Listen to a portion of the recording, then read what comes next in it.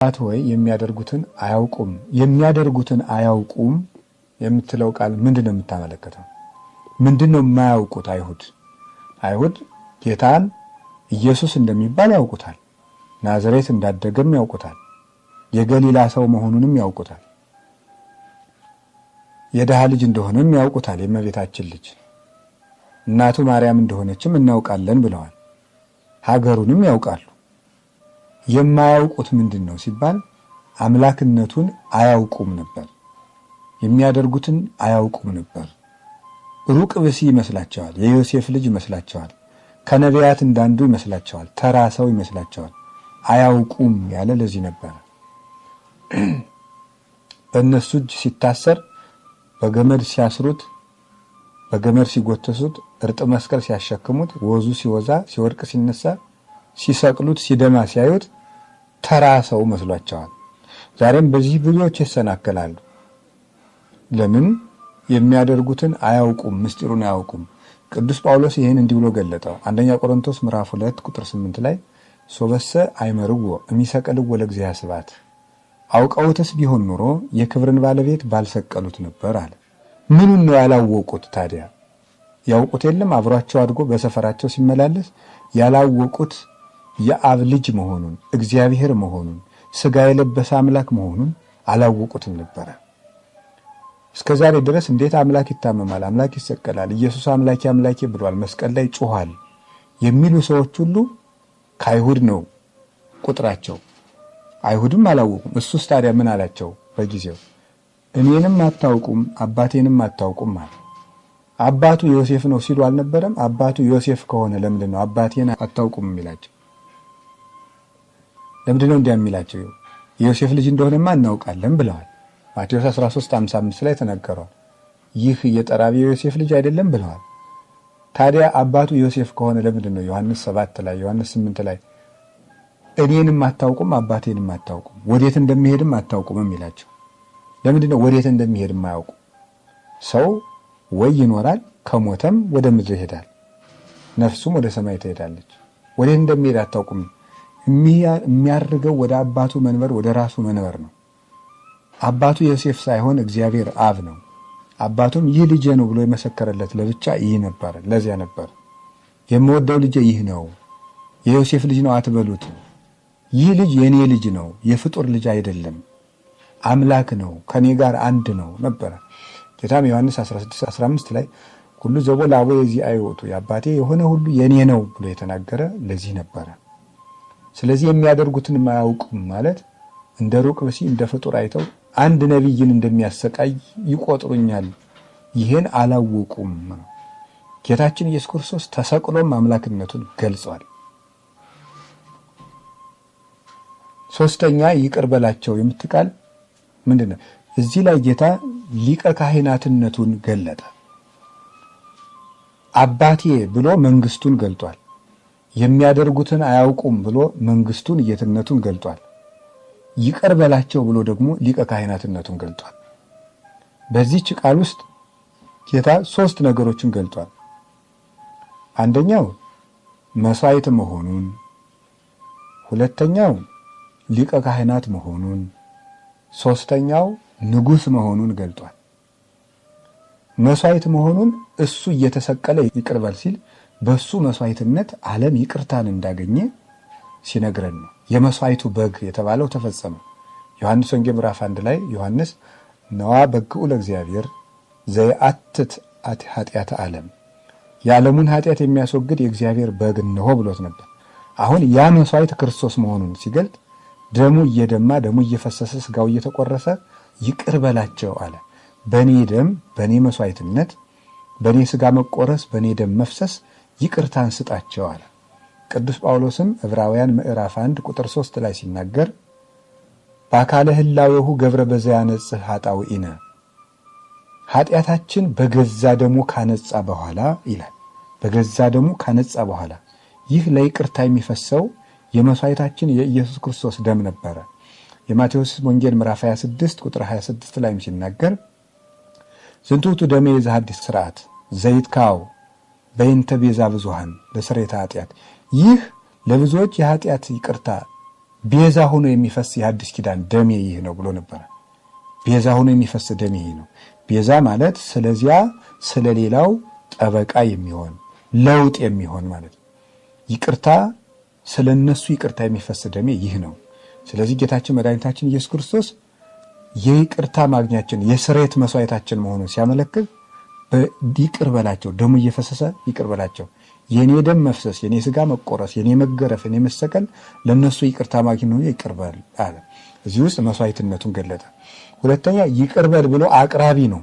ይቅር መባያ ይቅርታ የሚያሰጥ ደም መስዋዕት ነው ሆኖ ቀርቧል።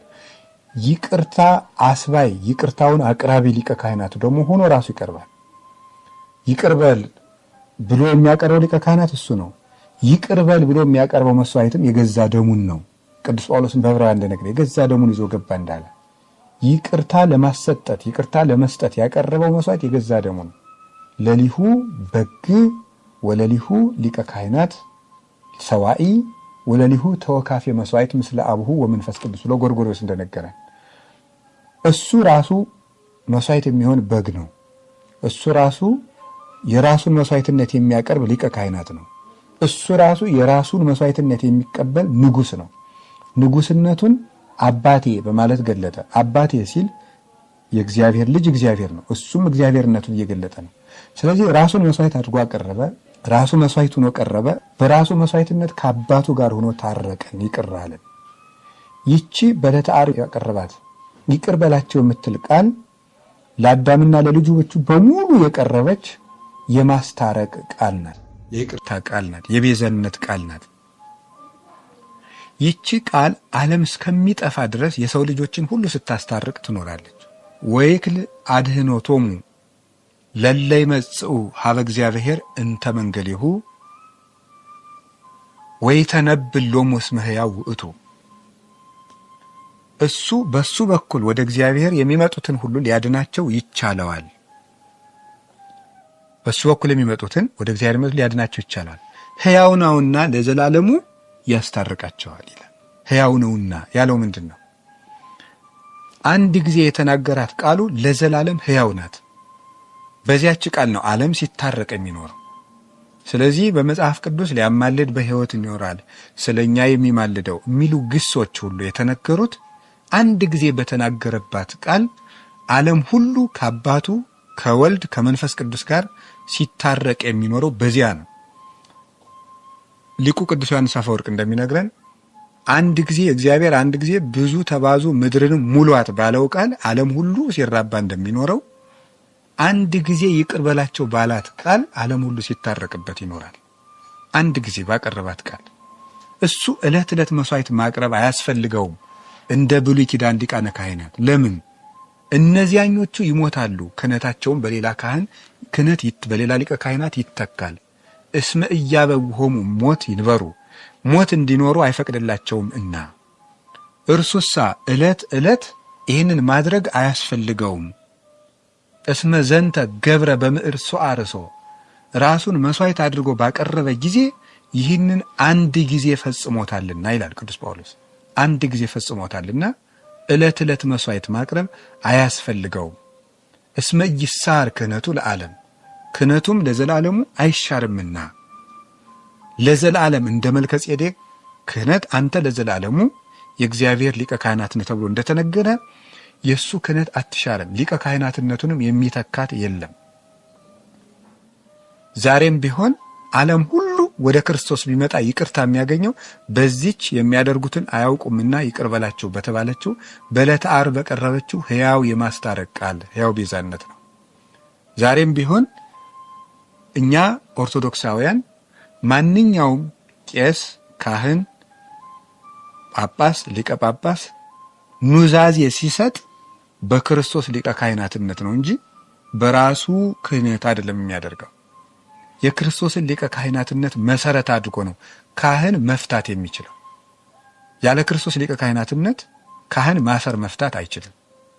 ስለዚህ ምን ይላል? ኑዛዜ ስንሰጥ በየትኛውም ማንኛውም ቄስ ቅዳሴም አበቃ፣ ጉባኤም ተደረገ፣ መጨረሻ ላይ ይፍታ ይድግ ያንጽህ ሆይ ቅድስት እግዚእነ አምላክነ ወመድኃኒነ ኢየሱስ ክርስቶስ ሊቀ ካህናት ሠራየ ኃጢአት፣ ጌታችን መድኃኒታችን ኢየሱስ ክርስቶስ የካህናት አለቃ ሊቀ ካህናት፣ ይቅር ባይ፣ ለአባቶቻችን ለሐዋርያት ስልጣነ ክህነትን የሰጠ በከበረ ደግሞ የዓለሙን ኃጢአት ይቅር ያለ በማወቅ ባለማወቅ ከልጅነት እስከ እውቀት የሰራችሁትን ኃጢአት ይቅር ይበላችሁ ብሎ በክርስቶስ ሊቀ ካህናትነት ነው ስርየት የሚሰጠው። ቅዳሴው የሚያደርገው በክርስቶስ ሊቀ ካህናትነት ነው። ኑዛዜ የሚሰጠው በክርስቶስ ሊቀ ካህናትነት ነው። ሌላ ሊቀ ካህናት የለንም። ሊቀ ካህናታችን ለኦርቶዶክሳውያንም አንድ ነው።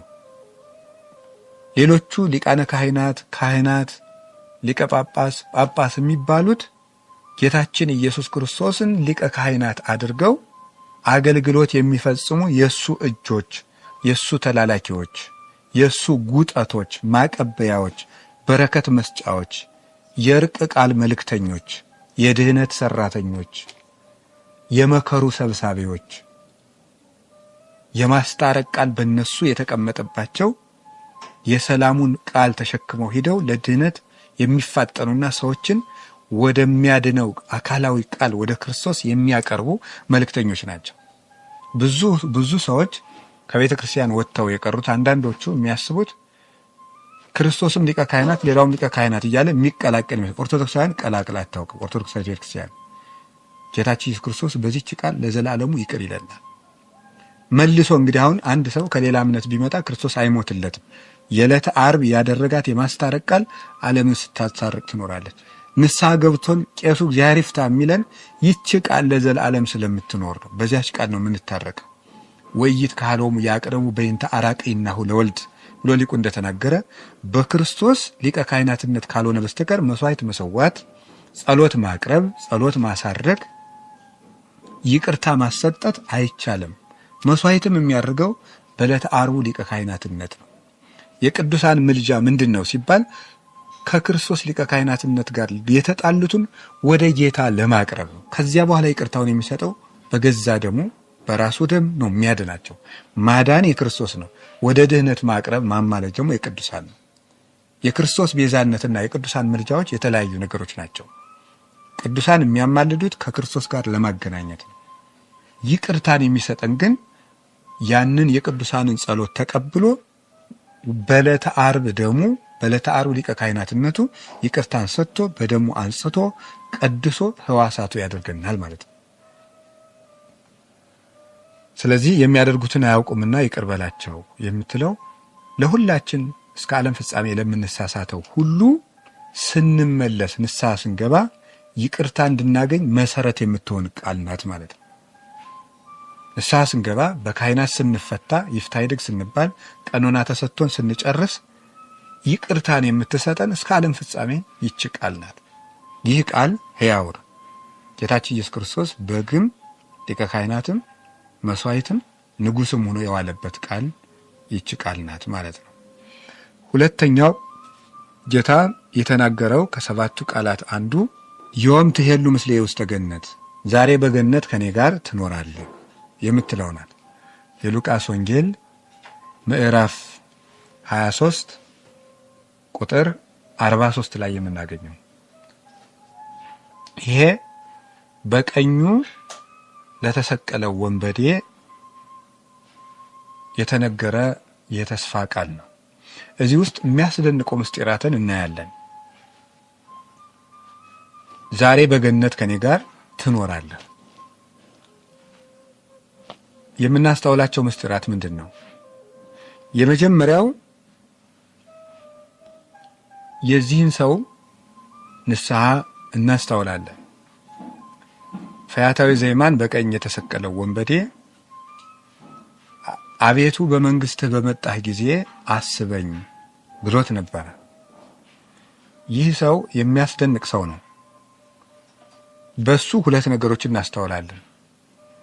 የመጀመሪያው ጌታ ራቁቱን ተሰቅሎ ሌሎቹ መሰወልደ እግዚአብሔር አንተ ረድ መስቀለከ ንራይ ወንመንብከ፣ የእግዚአብሔር ልጅ ከሆንክ ከመስቀል ላይ ውረድና አይተን እንመንብህ ሲሉት እርቃኑን ተሰቅሎ ፊቱ በደም ተሸፍኖ እያየው ግን በሰማያዊ መንግስቱ ያምነው ነበረ። ፀሐይ ስትጨልም፣ ጨረቃ ደም ስትለብስ፣ ከዋክብት ሲረግፉ፣ አይቫን ሲፈተቱ እነዚህም ሁሉ ታምራት አየና የእግዚአብሔር ልጅ እንደሆነ በትክክል አመነ። ጌታን በሰማያዊቱ መንግስቱ አወቀ። ጌታ ምን ብሎ ነበረ? የማቴዎስ ወንጌል ምዕራፍ 11 ላይ ብፁዕ ዘኢይትዐቀፍ ብየ በእኔ የማይሰናከል ሰው ንዑድ ክቡር ነው ብሎ ነበር። ማለት በስጋ ስደክም አይቶ ፍጡር ነው ያላለኝ፣ ይሄ ለራሱ ያልሆነ እየደከመ እየደማ እያያችሁት እንዴት አምላክ ትሉኛላችሁ የማይለኝ ከዚህ አልፎ መንግስቴን ያወቀ ሰው ንዑድ ክቡር ነው። እንደምታመም ፀሐይን ሳጨልማት ጨረቃን ደም ሳለብሳት ከዋክብትን ሳረግፍ መቃብራትን ስከፍታቸው አለቱን ስሰነጥቀው የሚያይ አይን ንዑድ ክቡር ነው ብሎ ነግሮን ነበር። ይህ ሰው እንዲህ ያለ እምነት ያለው ነው። ሁለተኛ የዚህ የፈያታዊ ዘየማን ታላቅነቱ በመከራ ውስጥ ሆኖ ጊዜያዊ ነገርን አለመለመኑ ነው። ጤና ስጠኝ፣ ይህ መስቀል ውስጥ ያለው ህመሜ እንዳይሰማኝ አርገኝ፣ ወይም ደግሞ አስነሳኝ፣ እንዳልሞት አርገኝ ማለት ይችል ነበር። ግን ያንተቶ የለመነ የሰማያዊት መንግስቱን ነው፣ ሰማያዊ ነገር ነው የለመነ። አንዳንድ ሰዎች እየሞቱ እንኳን ለነፍሳቸው የማያስቡ አሉ። መቃብር ተቃብሯቸው ጉድጓዳቸው ተምሶ ልጣቸው ተርሶ የሚገነዙበት እየቀረበ እንኳን ነፍሳቸው ትዝ የማትላቸው ሰዎች አሉ። ይህ ሰው እየሞተ ለነፍሱ ያሰበ ሰው ነው።